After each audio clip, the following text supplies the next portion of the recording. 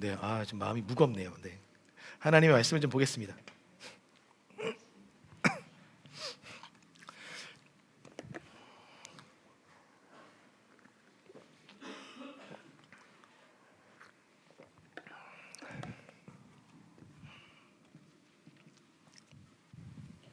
사도행전입니다.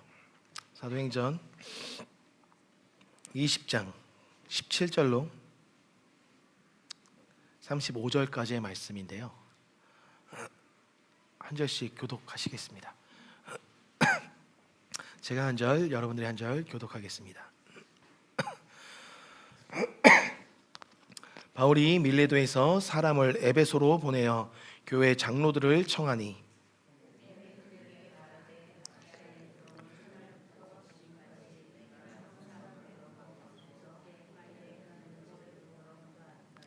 곧 모든 겸손과 눈물이며 유대인의 관계로 말미암아 당한 시험을 참고 주를 섬긴 것과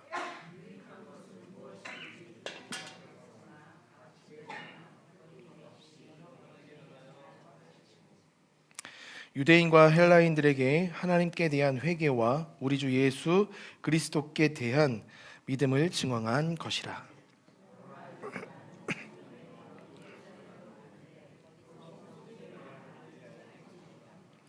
오직 성령이 각 성에서 내게 증언하여 결박과 환난이 나를 기다린다 하시나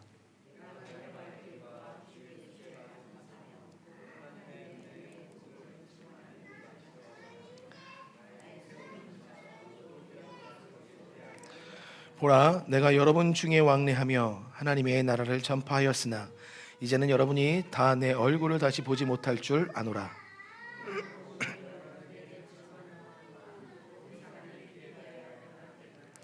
이는 내가 꺼리지 않고 하나님의 뜻을 다 여러분에게 전하였습니다.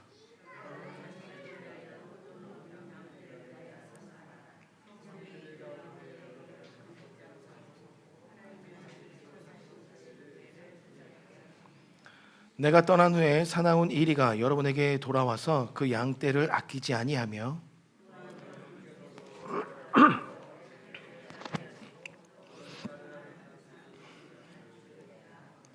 그러므로 여러분이 일깨어 내가 3년이나 밤낮 쉬지 않고 눈물로 각 사람을 훈계하던 것을 기억하라.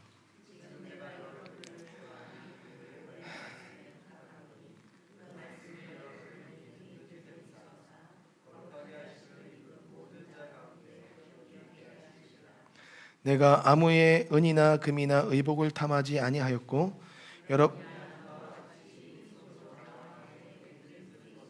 함께 읽겠습니다. 범사에 여러분에게 복음을 보여준 바와 같이 수고하여 약한 사람들을 돕고 또 주 예수께서 친히 말씀하신 바 주는 것이 받는 것보다 복이 있다 하심을 기억하여야 할지니라. 아멘. 네, 각자의 자리에 설 때입니다 라는 말씀의 제목을 가지고 여러분과 좀 하나님의 말씀을 좀 나누길 원합니다. 이제 사도 바울의 3차 여행이 마무리가 되고 있습니다. 이 사도행전 20장을 통해서 3차 전도 여행이 마무리가 되었습니다. 그래서 마무리가 되는 시점에 에베소 교회에 들려서 마무리를 할 수도 있었지만 들리지 않고 밀레도라는 섬에서 머물면서 그곳으로 에베소 교회의 장로들을 청하여 그들과 마지막 하나님 안에서 나눌 하나님의 말씀들을 나눈 이후에 이제는 예루살렘으로 향하는 여정이 시작이 됩니다. 그래서 예루살렘으로부터 시작해서 이제 로마 땅에 들어가기까지의 그 여정을 이제 4차 전도 여행을 시작하려고 하는 시점이 오늘 본문의 말씀이에요. 그러면서 밀레도의 그들을 에베소의 장로들이라고 일컬어지고 있는데 여기서 이 장로들은 교회의 리더십들을 의미합니다.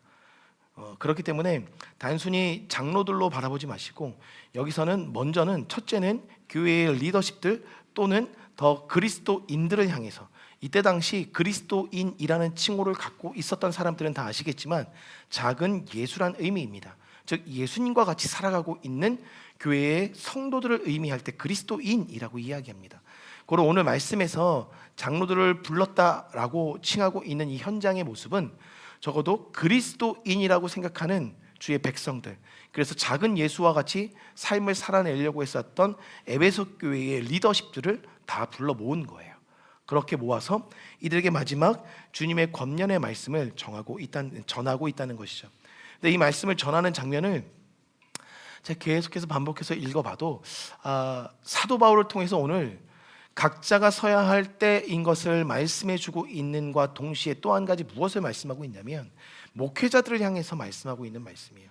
목회자가 교회를 향해서, 그리고 또 성도들을 향해서, 나라와 민족을 향해서 하나님 앞에 어떠한 자세로 서 있어야 하는지에 대해서 먼저 일깨워주고, 일깨워준 가운데 이제는 성도들의 삶, 리더십들이 교회 안에서 어떠한 모습으로 삶을 살아내야 하는지에 대해서 우리에게 조목조목 알려주고 있는 말씀입니다. 그래서 먼저는 과연 하나님의 부름받은, 기름 부음받는 리더십들, 목회자들을 향해서 사도 바울이 무엇을 말씀하고 있는가 보았더니 19절에 이렇게 말씀하십니다. 그 리더십들을 모아놓고 이야기할 때 곧 모든 겸손과 눈물이며 유대인의 간계로 말미암아 당한 시험을 참고 주를 섬긴 것과 유익한 것은 무엇이든지 공중 앞에서나 각 집에서나 거리낌이 없이 여러분에게 전하여 가르치고 유대인과 헬라인들에게 하나님께 대한 회개와 우리 주 예수 그리스도께 대한 믿음을 증언한 것이라. 이게 목회자의 삶이라는 거예요. 먼저는 목회자는 교회에 있을 때 겸손, 모든 겸손으로 성도들과 함께 더불어 이곳에서 사역해야 된다라는 것입니다.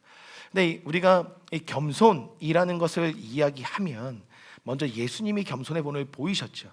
그래서 그는 이 땅에 무엇하러 오셨나? 섬김을 받으려 하심이 아니라 섬기러 오셨다라고 이야기합니다. 그것을 겸손의 모습으로 우리가 이야기하죠. 그리고 왕의 자리를 내어 버리시고 인간의 몸을 이 땅에 입고 오신 것 그 자체가 겸손의 본을 보이셨다 우리가 이야기합니다. 근데 여기서 말하는 겸손이라는 개념은 그것과 다르지 않아요.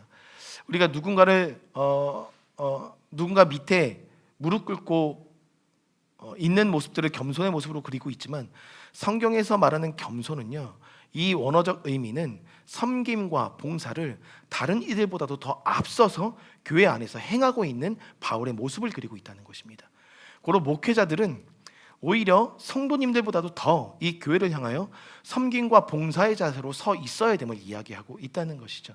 제가 먼저 좀 회개하는 것은 저도 목회자다 보니까, 그리고 목사의 어떤 그 문화 안에 함께 거하다 보니까 제 주변에 저도 그럴 수 있습니다. 제 주변에 이 목사라는 직함이 어찌 보면 권력의 최정점에 있는 것처럼 교회 안에서, 그래서 소위 이 어깨에 뽕이 들어가신 동기나 친구들, 선배님들, 후배를 많이 보게 됩니다. 그런데 그런 분들의 특징은 뭐냐면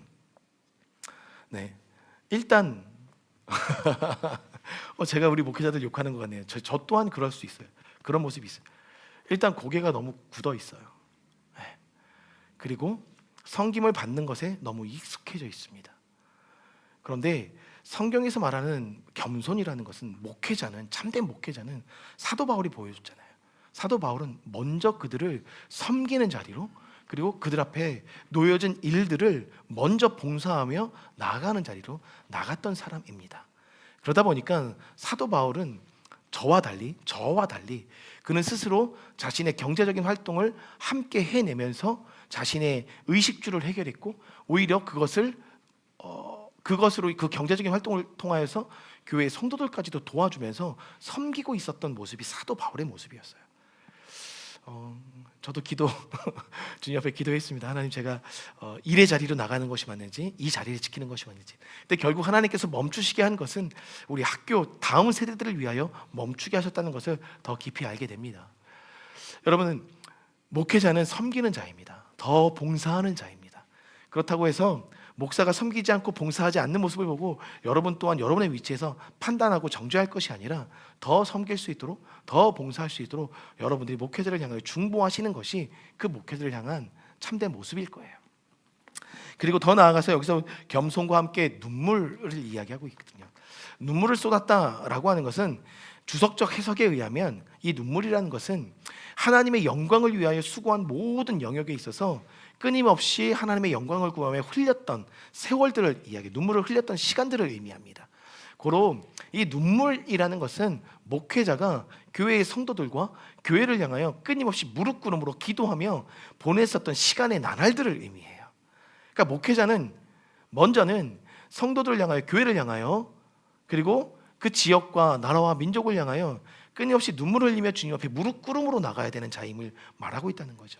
그 무릎 꿇음을 통해서 성도들 또한 동일하게 어떠한 관점으로 교회를 섬겨 나가야 되는지를 바라보게 만드는 본이 될 수 있다는 것을 의미합니다. 여러분들 계속해서 저에게 기도 제목을 주십시오. 기도하고 있습니다.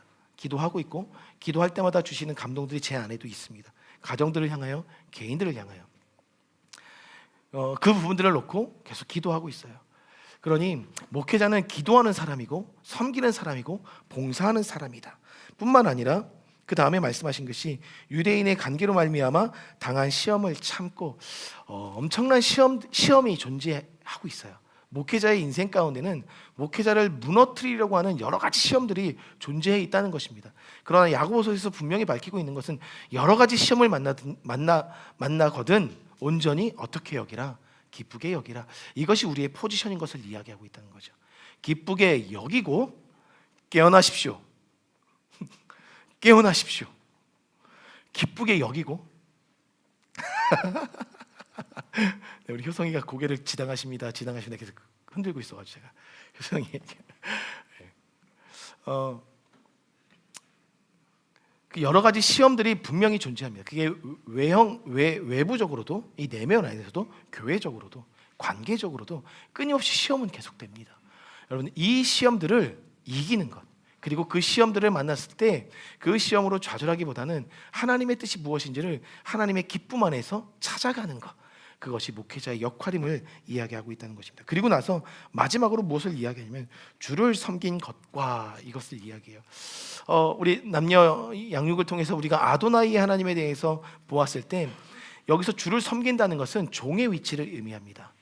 그래서 아도나이신 여호와 하나님을 우리가 온전히 아들의 위치, 자녀의 위치에서 섬기고 있는 모습, 그것을 먼저 본이 되도록 보여주는 자가 이 목회자의 위치라는 거예요. 여러분들도 지금 제가 말씀드린 이 목회자가 어떻게 삶을 살아내야 하는지에 대해서 말씀드렸을 때 저에 대해서 판단이 되실 것입니다. 그렇죠? 그렇다면 한다면 우리 목사님 몇 점 줄 수 있을 것 같아 라고 여러분들 다 생각할 수 있거든요. 보이는 게 있기 때문에. 그렇다고 한다면 그 판단되는 영역들 속에 그 부족한 점을 놓고 기도해 주시면 감사하겠습니다. 기도해 주셔야 목회자들도 교회에서 온전한 목회자의 모습으로, 권위적인 목회자가 아니라 주님께서 말씀하신 모든 겸손과 눈물과 기도와 또 시험을 이겨내는 것과 주님을 섬기는 모든 영역에서 온전히 서갈 수 있는 한 명의 지체로서 서나갈 수 있음을 말씀하고 있는 거예요. 그렇게 기도해 주시면 너무나도 감사하겠습니다. 그리고 여기서 그치지 않았고요. 무엇을 이야기하고 있냐면 20절에 보니까 하반절에 가르친다. 여러분에게 전하여 가르친다. 그리고 21절에 보니까 하나님께 대한 회개와 우리 주 예수 그리스도에 대한 믿음을 증언하는 것이라. 무엇을 가르치느냐? 주의 말씀을 가르치는데 목회자는 끊임없이 회개와 믿음에 대해서 강조하는 거예요. 어떤 목사님이 목회를 내려놓으셨는데 그 목사님이 목회를 내려놓으셨고 참 목회의 여정을 되게 잘 살아오셨습니다. 그리고 목회를 내려놓으신 시점에 본인이 몇 년여 동안 목회를 내려놓고 지난 자신의 목회를 돌아보면서 생각해 보니까 요즘 교회에 사라지고 있는 것이 보이더래요. 그것이 뭐냐라고 했을 때 믿음을 강조하고 구원을 강조하고 회개를 강조하는 것이 점점점 사라지고 있는 이 단 위에 설교의 현장들을 보게 된다는 거죠. 그렇다고 한다면 본인 스스로가 주님 앞에 기도했을 때 다시 목회를 시작한다면 무엇을 강조할 것인가? 너나 할 것 없이 모든 기존의 신자들을 데리고 구원부터 다시 가르치겠다라고 이야기하시더라고요. 구원에 대한 확신이 없으면 이 믿음과 신앙이 깊어질 수가 없다는 거예요. 왜냐? 예수님께서 십자가에 달려 돌아가시면서 우리에게 새로운 삶을 시작하게 하실 때 무엇으로부터 시작했냐면 구원으로부터 새로운 삶의 시작을 알리셨기 때문에 구원에 대한 확신이 없는 자들이 믿음의 자리에 서고 예배의 자리에 서고 기도의 자리에 서면 그 기도의 방향성이 다른 곳으로 흐를 수 있다는 거죠. 고로 교회가 지금 무너지고 있는 이유는 이 구원파가 구원을 너무 강조해서 어찌 보면 이것이 더 위험한 복음처럼 모든 교회에 각인이 되었을지 모르겠지만, 오히려 구원이 어떠한 하나님의 은혜 가운데 있었는지 그 기초를 탄탄히 다져야만 교회가 든든히 서나갈 수 있겠더라라는 지난날의 목회를 회고하시는 목사님의 이야기를 좀 들었어요. 여러분들 구원 받으셨습니까? 네, 이렇게 물어보면 왠지 구원파 같고, 몇 날 몇 시에 받으셨습니까? 이렇게 또 물으면 또 더 한 발자국 나가는 것처럼 느껴지지만, 우리 안에 구원에 대한 확신이 무엇으로부터 오느냐? 끊임없이 그 구원을 가려내는 죄에 대한 회개와, 그리고 더욱더 식어져가고 있는 주님을 향한 이 강력한 믿음의 이 식어짐으로 인해서 구원의 은혜가 점점 식어져가고 있다는 겁니다. 여러분, 그래서 목회자는 끊임없이 이 단에서 회개와 믿음을 강조하며 하나님의 말씀을 가르쳐야 된다는 거예요. 그러한 목회자가 될 수 있도록 여러분 기도해 주시고, 저 또한 기도하며 그렇게 노력하겠습니다. 여기서 사도 바울이 이렇게 해서 이제는 에베소 교회 리더십들에게 자신의 지난날의 삶을 회고를 먼저 합니다. 그래서 목회자는 섬김과 봉사, 기도와 말씀, 이 세 가지, 섬김과 봉사, 기도와 말씀으로 먼저 무장하는 사람이 목회자, 하나님 앞에서의 리더십이라는 것을 먼저 밝힙니다. 그리고 이 교회의 리더십들에게 무엇을 가르치기 시작하냐면 그것이 22절로부터 시작합니다. 22절로부터 보라, 이제 나는 성령에 매여 예루살렘으로 가는데 거기서 무슨 일을 당하는지 알지 못하노라. 오직 성령이 각 성에서 내게 증언하여 결박과 환난이 나를 기다린다 하시나, 내가 달려갈 길과 주 예수께 받은 사명 곧 하나님의 은혜의 복음을 증언하는 일을 마치려 하면은 나의 생명조차 조금도 귀한 것으로 여기지 아니하노라 말씀하고 있어요. 이제는 성도들에게 가르치는 겁니다. 성도들에게 무엇을 첫째 가르치고 있냐면, 하나님의 인도함을 받는 삶을 살아라 라고 이야기하고 있는 거예요. 하나님의 인도함을 받는 삶. 그래서 강조한 것이 뭐냐면 22절과 23절에 보라, 이제 나는 성령으로 매여 성령에 이끌려, 성령님의 뜻에 완전히 붙잡혀서 예루살렘으로 간다. 사도 바울이 이 전도 여행의 시즌을 살아내고 있는 동안에 어느 지점 가는 곳곳마다 계속해서 성령님께서 말씀하신 거예요. 너의 마지막은 예루살렘으로 가서 거기서 로마로 압송되어 그곳에서 생을 마감할 것에 대해서 성령님이 계속해서 이야기하고 있는 거예요. 그러니까 부르심의 시즌 속에서 온전한 사명의 모습이 뭔지를 보여주는데 구체적으로 보여주신 거예요. 고난을 당할 거고, 너가 그 로마에서 복음을 증거함으로 핍박을 당할 거야. 그래서 예루살렘에서 그 핍박을 받고 로마까지 압송될 거야 라는 것을 성령님을 통해서 계속해서 말씀해주고 있는 거예요. 어떨 것 같으세요? 복음을 전하고 목회를 하고 삶을 살아내야 되는데 우리의 결국은 고난이 기다리고 있어 라는 성령님의 음성이 계속 들려지고 있는 거죠. 그럼에도 불구하고 그가 지금 눈앞에 놓여있는 사역들을 내려놓지 않았다는 것. 그래서 후회 없이 24절에 뭐라고 이야기하냐면, 내가 달려갈 길과 주 예수께 받은 사명 곧 하나님의 은혜의 복음을 증언한 일을 마치려 하면은 나의 생명조차 조금도 귀한 것으로 여기지 않는다. 이 마음 끊임없이 끝까지 성도님들 기억하십시오. 우리의 삶은 하나님의 인도를 받아야 되는 거예요. 모든 순간순간 주님의 인도가 없이는, 성령에 매여서 주님의 뜻대로 인도함을 받지 않고서는 그리스도인으로서의 삶을 살아갈 수 없다는 겁니다. 이제는 여러분이 어떠한 포지션에 서야 할 때냐면, 여러분의 위치는 어느 위치에 있는 것이냐면 하나님의 인도함을 받는 것을 결정하는 시즌 앞에 놓여 있다는 것입니다. 지금까지 여러분 우리의 생각, 우리의 경험, 그리고 우리의 관계들로 인하여 우리의 모든 삶의 여정들이 규결되고 정해졌었다면 이제는 그것들을 내려놓으십시오. 하나님께서 말씀하시는 것은 절대적으로 성령에 의해서 이끌려가는 것, 그것이 설령 고난의 현장이더라도 주님께로 이끌림 받는 삶을 선택하는 것. 계속해서 하나님의 음성이 들려왔기 때문에 사도 바울도 선택할 수 있었습니다. 좀 더 편한 길을 생각할 수 있었어요. 그러나 점점점 하나님의 뜻이 깊어지면, 하나님과의 관계가 깊어질수록 그때가 가까이 왔음을 직감하게 됐고 알게 됐습니다. 그래서 에베소 교회의 장로들 청하였죠. 여러분들도 느끼실 거예요. 이제는 더 이상 내가 물러설 수 없는 주님의 뜻에 의해 움직여야 할 때인 것을 하나님께서 말씀하신 그때를 느끼실 겁니다. 알게 될 거예요. 그거는 다른 사람들이 이야기해 줄 수 있는 게 아니에요. 본인만이 알아요. 그때를 살아내셔야 합니다. 철저하게 우리의 판단에 이끌리지 않는 것. 그래서 성령님이 이끄시는 삶을 부르심의 자리로 계속해서 살아내는 것.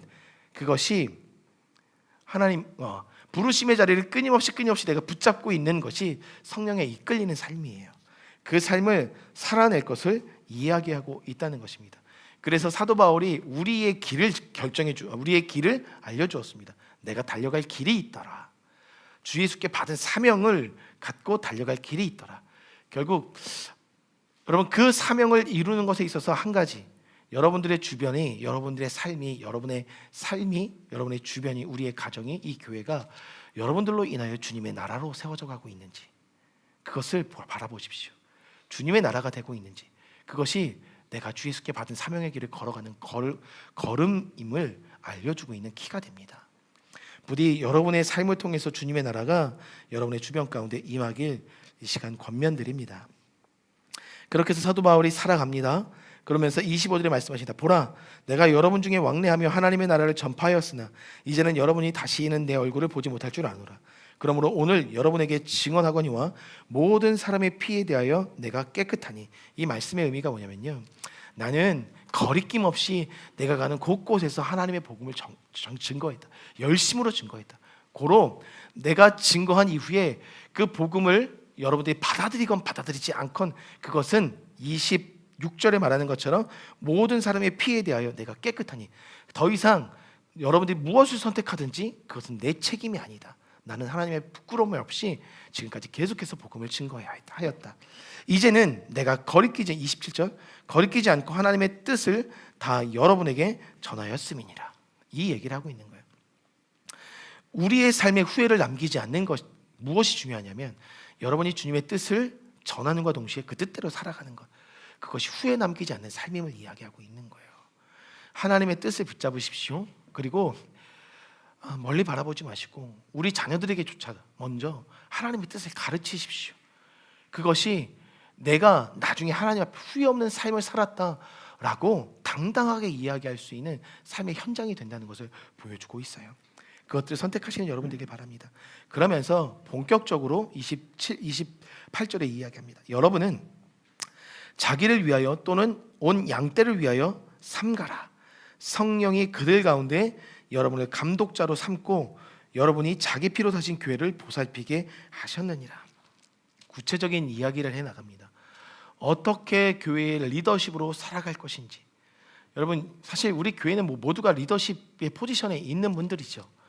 다 얼마 안 되기 때문에 뭘 시켜도 그 사람이 그 사람이고 뭘 해도 그 사람이 그 사람이기 때문에 다 리더십의 포지션에 있을 거예요. 그래서 그런 생각도 해봤어요. 이게 새 신자분들이 오셔서 뭔가 이렇게 포지션을 세워놓으면 자기들끼리 다 해먹네 이런 생각도 하실 것 같다는 생각이 들더라고요. 근데 조그만 교회의 특징이겠죠. 모두가 그러면 리더십의 포지션에 쓰셔야 되거든요. 그랬을 때 그 리더십의 포지션에 서 있는 성도들이 행해야 될 삶의 자세, 무엇을 말씀하고 있냐면 28절에 하나님이 자기 피로 사신 교회를 보살피게 하셨느니라. 여러분들은 교회를 보살피는 자입니다. 교회를 보살피는 자. 사도 바울은 이제는 다 가르쳤고, 사도 바울은 이제는 예루살렘으로 가서 거기서 로마로 압송되는 일이 주어졌고, 이제는 교회의 리더십들에게는 어떠한 일이 주어졌냐면 보살피는 포지션이 주어졌다는 거예요. 각자의 포지션이 생겼다는 겁니다. 그런데 사도 바울은 끊임없이 주님의 나라를 증거하는 삶의 여정으로 하나님께서 이끌어 가셨고, 교회의 리더십들도 어찌 보면 땅끝까지 이르러 내 증인이 되라 먼저 말씀하실 것 같은데 그것을 말씀하지 않고 단계별로 먼저 무엇을 말씀하셨냐면 교회의 리더십들에게 교회를 보살필 것을 이야기하고 있다는 거예요. 사도 바울의 포지션과 교회의 리더십들의 포지션이 완전히 달랐습니다. 그것을 기억하셔야 돼요. 무조건 대외적으로 나가서 활동하는 것이 먼저가 아니라는 것이에요. 하나님의 때가 있는데 먼저는 교회를 든든히 세워나가는 것이 교회 리더십들의 포지션이라는 것을 이야기하시면서 교회를 보살피라라고 이야기했다는 것이죠. 근데 여기서 교회를 보살핀다라는 이 말씀의 개념이 뭘까라고 봤을 때, 보살핀다라는 이 말은요, 원어적 의미는 지키다 그리고 다스리다의 의미가 있습니다. 교회를 지키는 자들, 교회 리더십들이라는 거예요. 교회를 다스리는 자들, 교회 리더십들이라는, 성도들을 지켜내는 것, 성도들과 함께 연합하여 이 교회를 다스리는 것, 그것이 리더십의 포지션에 있는 여러분들의 역할이라는 거예요. 그럼 교회를 어떻게 보살피겠느냐, 어떻게 다스리겠느냐, 어떻게 지키겠느냐라고 했을 때, 그것을 31절에 말씀하고 있는 거예요. 그러므로 여러분이 일깨어 내가 3년이나 밤낮 쉬지 않고 눈물로 각 사람을 훈계하던 것을 기억하라. 두 가지를 말씀하고 있어요. 내가 밤낮 쉬지 않고 눈물로 각 사람을 훈계하던 것을 기억하라. 말씀과 기도로 지키고 다스릴 것을 이야기하고 있다는 거예요. 사도 바울이 말씀과 기도로 교회를 섬겨 나갔었던 것처럼 이제는 모든 리더십들도 교회를 보살피되 내가 훈계하던 것을 기억하고 눈물 흘리며 훈계하던 것을 기억하고 보살피라라고 이야기하고 있는 거죠. 여러분들, 교회는요, 먼저는 기도와 말씀 안에 정렬해야 됩니다. 기도와 말씀의 삶을 먼저 살아내지 않으면 교회는 세워질 수 없음을 이야기하는 거예요. 이 무릎 꿇음과 눈물의 시간들을 교회 안에 채워내야 하는 거예요.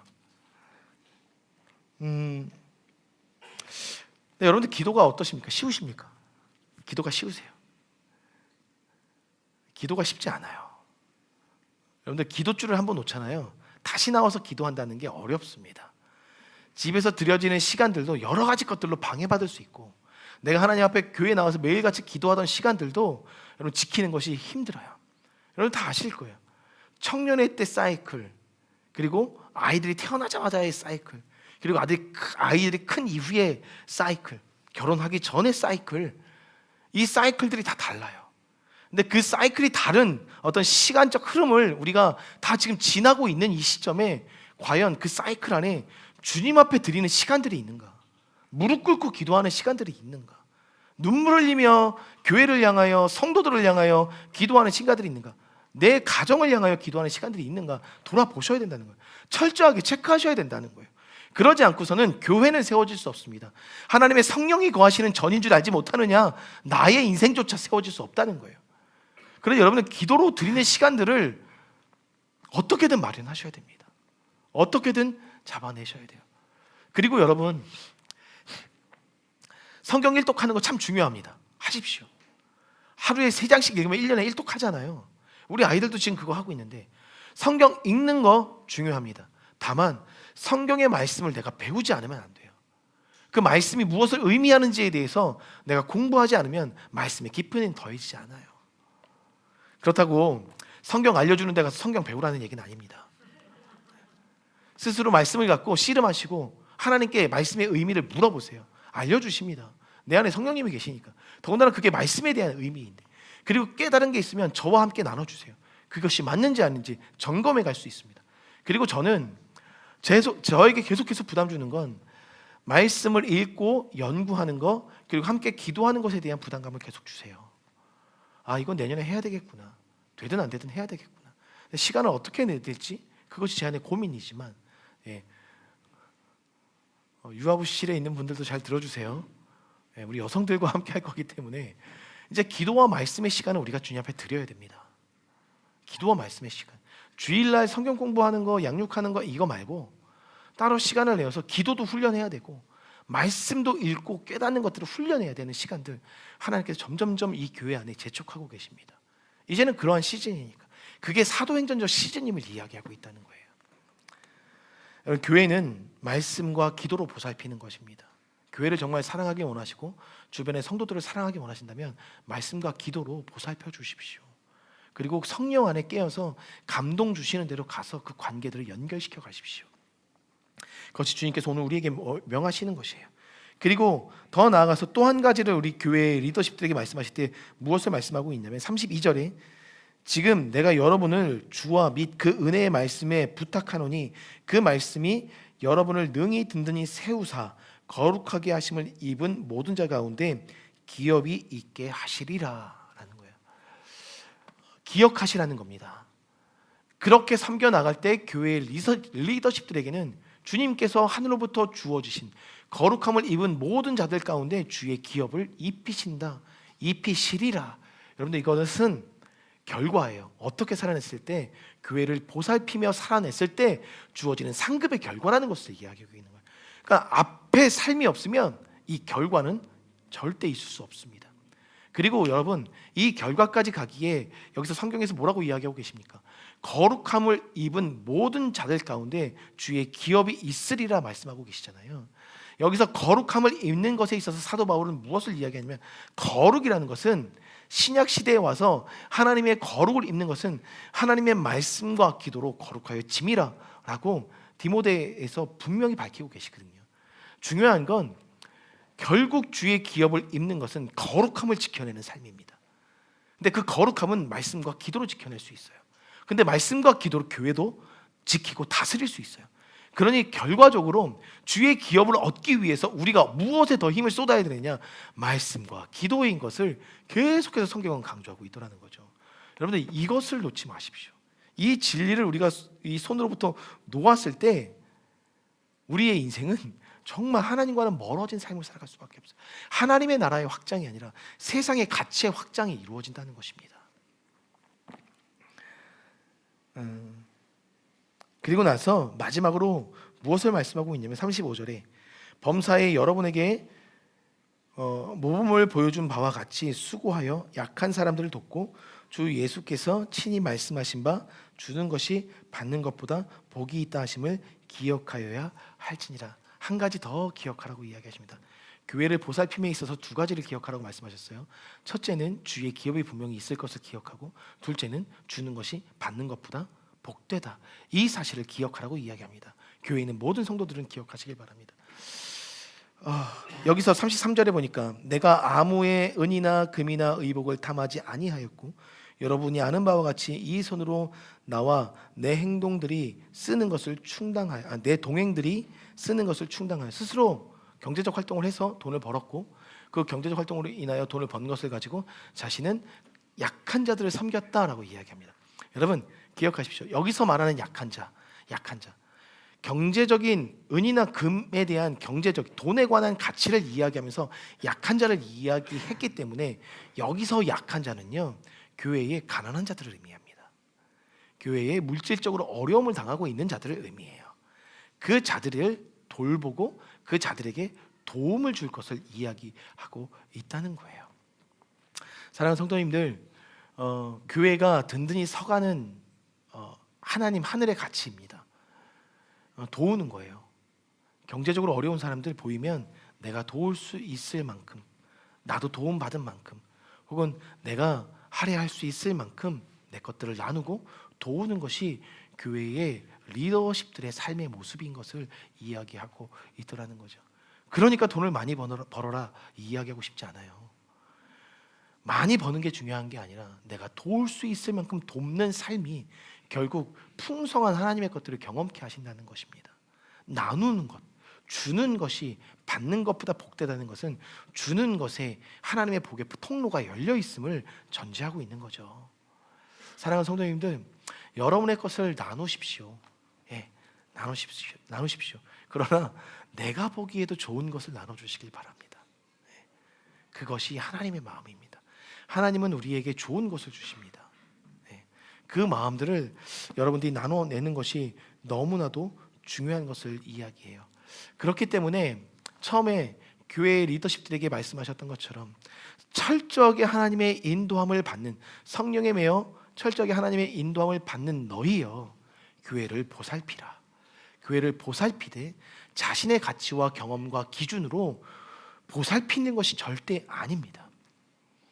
하나님께서 보살피라 말씀하시는 기준은 말씀과 기도 가운데 있고, 거룩함을 입는 말씀과 기도 가운데 주님의 기업이 기다리고 있는 것을 기억하면서 계속해서 도우며 서로 섬기며 나가는 것, 그것이 교회를 세울 수 있습니다.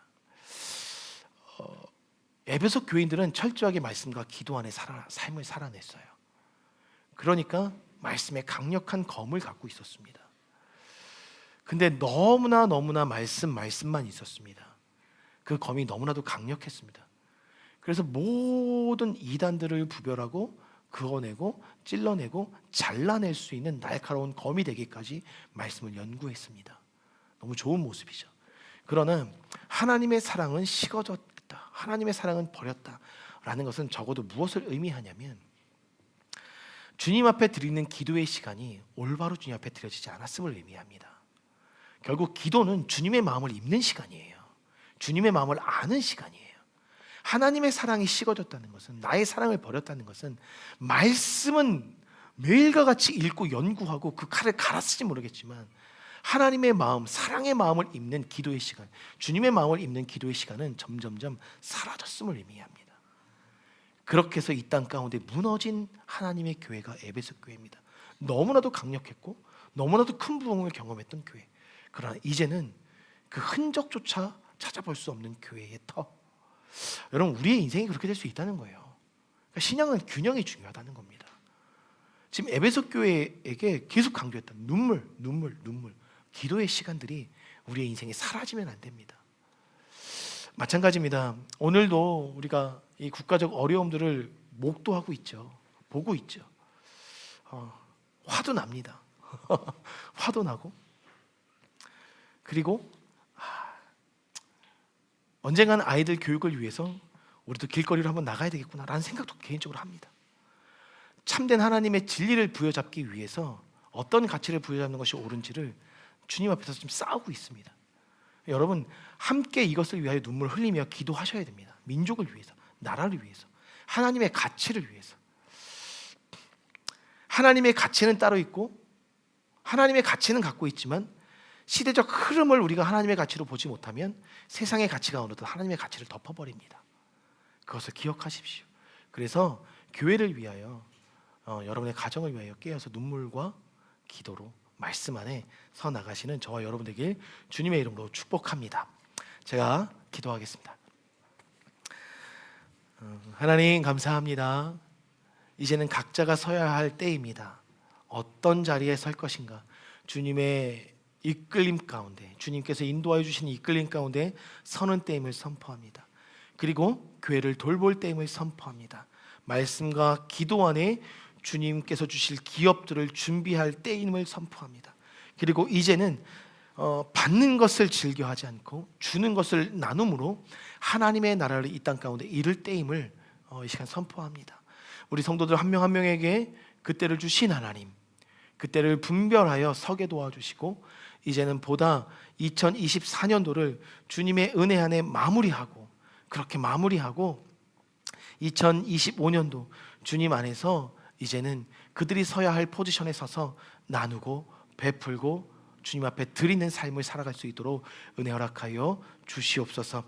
그러나 잊지 않을 것은 하나님, 말씀과 기도로 살아가는 것입니다.